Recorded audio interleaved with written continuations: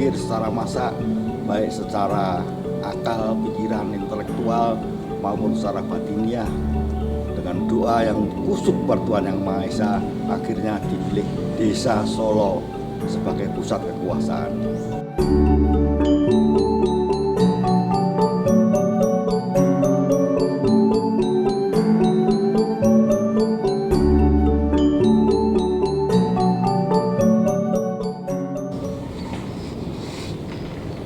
Saudara-saudaraku sekalian, warga masyarakat Surakarta yang kami cintai, yang berbahagia, yang sejahtera, yang mapan manggon di kota Surakarta.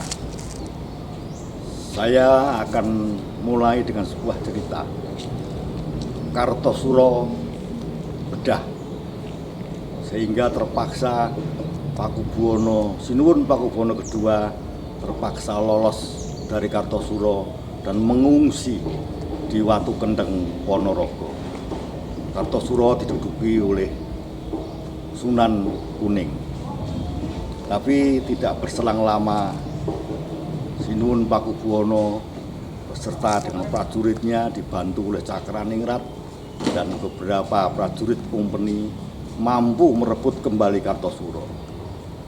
Tapi Kartosuro sudah porak-poranda dan sudah tidak pantas untuk menjadi pusat kekuasaan, untuk menjadi pusat pengayoman bagi para warga para kawula yang ngayom di sana.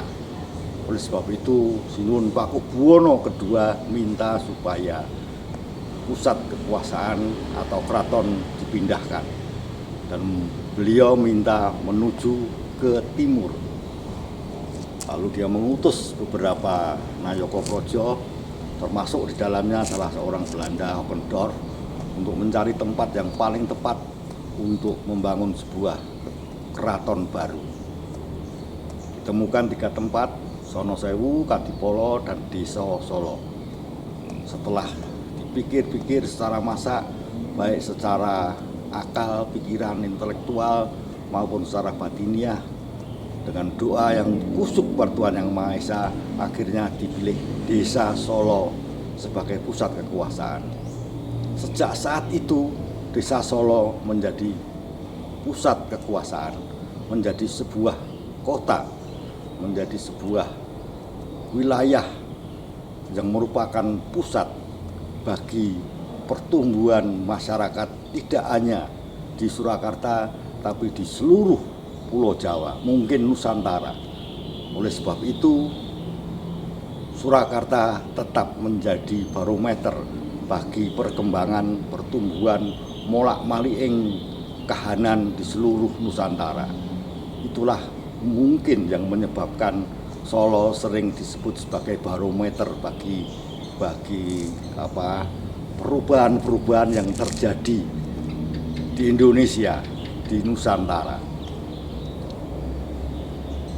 Kota Surakarta sejak dulu, sejak PB2 hingga sekarang memang menjadi pusat kajian bagi siapapun juga, pusat kebudayaan bagi siapapun juga, pusat ekonomi bagi seluruh masyarakat, pusat tempat orang belajar batiniah maupun belajar lahiriah. Itu sejarahnya kota Surakarta.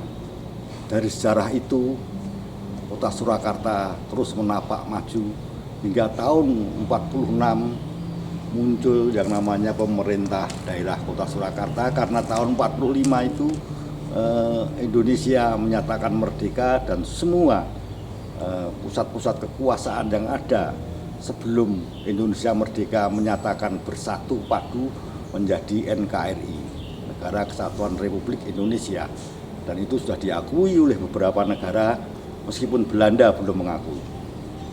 Tapi Surakarta tetap menjadi pusat, menjadi kedung, tempat, menjadi sumber tempat mereka banyak belajar pemerintahan, belajar tentang perilaku, belajar tentang bagaimana membangun ekonomi, belajar bagaimana membangun persahabatan di antara masyarakat yang ada di sekelilingnya.